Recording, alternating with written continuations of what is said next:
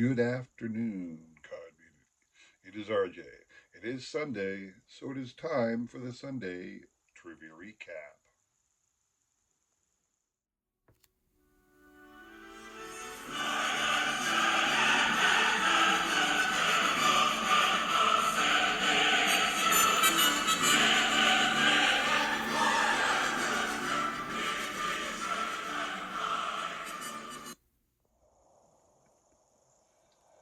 Okay, so here we are. Time for some great trivia and prizes. It's the end of a great week. It's the end of the baseball regular season. I don't know about you, but I'm happy where the Phillies ended up. The Phillies ended up with the second bye. The Dodgers will finish with the best record in the National League. I think the Dodgers actually have the best record in all of baseball. I think they were ahead of the Yankees. So congrats to the Dodgers. But the Phillies, therefore, will have to contend with either the Diamondbacks or the Brewers in the end, which I think that's best for them because the Dodgers in the end will have to take on either the Padres or the Mets. Both teams are really hot right now, so hopefully they'll knock off the Dodgers, but we'll see. Congrats to the Phillies. Looking forward to a great postseason. So again, today we're here for some great trivia and prizes. Still doing World Series style trivia. So on Monday, my question was, who are the umpires in the first World Series? Now, back in the day, this is 1903. Back at that time, I think they still had like one umpire per game. They might have gone to two, but they definitely went to two in the World Series. And the two umpires who umpired that day in that series in 1903 were Hall of Fame umpires Hank O'Day and Tommy Connolly. A little bit about Connolly and O'Day. All right, that was the answer. What you were playing for is an awesome card from 2023 Heritage, a purple parallel, Paul Goldschmidt, not numbered, but it's still a nice purple parallel. I know that Shane over at Shoebox Legends had a purple Z Folio. Sorry, Shane. Shane did not throw out a guess on this one, so he can't win. But the people up here on the screen were kind enough to throw out a guess on this one, and we will shuffle once and spin. You must hit 3 times in order to win on my channel. I do that for 2 reasons. One, not a lot of people throw out a guess, so there's not a lot of people on the list, so I can extend it a little bit more than just one spin. And secondly, I always hated when it was just you have everybody there and you spun once and that was it. It was over. Here I can draw it out a little bit by saying you got to hit 3 times, and I enjoy that. So here we go. Good luck to everybody on this one. All right, fantastic story to talk about while I am on the spinning. One of those things you always say, why doesn't that ever happen to me? Finally happened to me. I use a company called Nash Cards to grade my cards. I don't subscribe to PSA. I don't send them in myself. I go through Nash Cards. They have a satellite office. Nash is for Nashville, Tennessee. That's where their main office is. But they have a satellite office in a town near where I live. If you're anywhere in the Philadelphia suburbs, Nash Cards has a store in a town called Trap, PA, if you want to look it up and visit. But I use them for my slabbing. So I was picking up a order that I had left with them many months ago. It was finally popped and it was ready for me to pick up. And I take time. Jeremy Michaels just hit 3 times. So congrats to you, Jeremy. You'll be getting this awesome Paul Goldschmidt Purple Parallel from 2023 Heritage. Moving on to Wednesday's question, I said, who hit the first Grand Slam in World Series competition? I do not have a card of this individual, but the answer was Mr. Elmer Smith of Cleveland. He's wearing a World Series championship jersey. I imagine they wore this for one of the games at least in the 1921 series because Cleveland won the World Series in 1920. They actually beat the Brooklyn Robins, Dodgers as we know them today, but I think back then in 1920 they called themselves the Robins. Anyway, Elmer Smith hit that grand slam in 1920.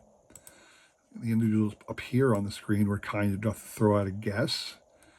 Jeremy Michaels, if he had entered, would be unable to win on this one. You can only win once a week on my channel, but we will shuffle once and spin. Good luck to everybody on this one. So, like I said, I was at Nash Cards earlier this week picking up my grading order. I will show off a lot of those grading cards this coming week. That's going to be some of my showcase this coming week, some of the cards I got.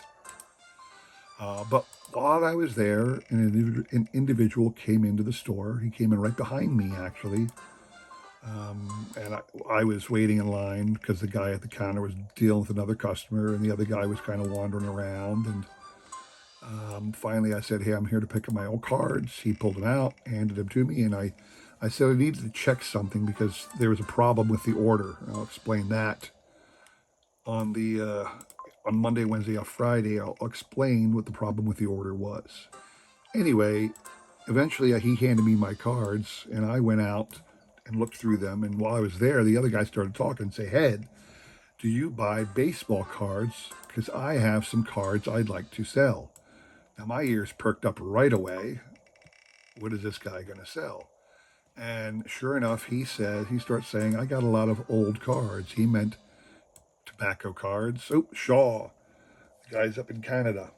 So what you were playing for on this one was Topps Then and Now of Rod Carew and Luis Ariz. This is from 2023 Heritage. Same kind of thing, an insert card, the Then and Now. Rod Carew and Luis Ariz, twins, so it's kind of close. Minnesota's kind of close to the Canada area. So maybe you guys will enjoy that one. I'll send that out to you shortly. Congrats to the guys at Shaw. Moving on to Friday. Friday's question.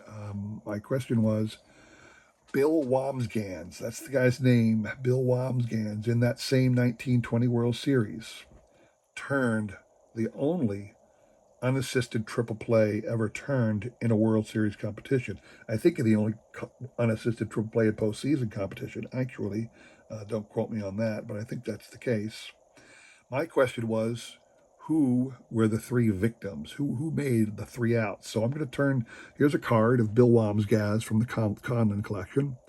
Said he did the unassisted triple play on October 10th, 1920 in the World Series. And I said, who were the outs? Let's let Mr. Wambsgans tell it to us, because here you go. I'm going to read this verbatim as it's written. This is a quote from a book called The Glory of Their Times by Lawrence Ritter. I highly recommend that book. Anyway, here's Bill Wambsgans explaining what happened in that event. So here we go. Well, Jim Bagby was pitching for us, and he served up a fastball that Mitchell, that would be Clarence Mitchell, smacked on a rising line towards center field, a little over to my right, that is to my second base side. I made an instinctive running leap for the ball and just barely managed to jump high enough to catch it in my glove hand. 1 out. The impetus of my run and leap carried me towards second base, and as I continued to second, I saw Pete Kildiff still running towards third. He thought it was a sure hit and was on his way. There I was with the ball in my glove and him with his back to me, so I just kept right on going and touched second with my toe, 2 out, and looked to my left. Well, Otto Miller from first base was just standing there with his mouth open, no more than a few feet away from me. I simply took a step or two over and touched him lightly on his right shoulder, and that was it. 3 out, and I started running into the dugout. So the answers were Clarence Mitchell, who hit the ball, Pete Kilduff, who was running from second and was tagged, he was forced out by stepping on the base, and then Otto Miller, who was running from first and got tagged out. That was the answer to that question. What you're playing for on that one, another 2023 Heritage item, New Age Performers Bryce Harper insert card. That's what you're playing for there. Individuals up on the screen here were kind enough to throw out a guess. We will eliminate Shaw. And I think Jeremy Michaels might be on here. Nope, Jeremy Michaels wasn't even on this one, but Shaw is out. We will shuffle once and spin. Good luck to everybody on this one. So, as I said, the guy had some cards to sell. And the owner was kind of talking to him. And it wasn't the owner, it was some kid working behind the counter. Some guy in his like late teens, early 20s. He just really, he said, yeah, we kind of buy cards. And the guy was saying he's got this, he's got this, he's got some modern stuff, Donruss and Fleer from the 80s and 90s. And the guy behind the counter wasn't that interested. I kept piping in I decided to pipe in my 2 cents. Yeah, sounds like you got good cards. I'd be happy to look at them for you and tell you what they are. And finally, the guy said, "Sure, I'd love that for that to happen." He actually had them in his car. He had 2 binders full of different cards. So I went out and looked, and sure enough, he had some amazing cards. I won't tell you. There's 3 for Tommy Markwell. I'm not going to bother telling you, Tommy, you'll get this great card, but I'm going to finish my story. I'm not going to tell you much about the deal, and I'll tell you this because basically he did have some amazing cards. I was, impressed. He didn't have anything like legendary, no massive Babe Ruth Gaudies or nothing like if you saw, who was it, Mike over at Baseball Collector, did a deal recently with Chris Sewell, collector, investor, dealer in that order. They did a deal together. Check out their videos of the past few months. It was nothing to that extent, but in my mind, it was pretty impressive, and it was more than I could handle. I knew that I could maybe, if I could have got together a couple $1,000s and bought the stuff from him, and then done a nice deal on my own, but I think it was more than I could handle.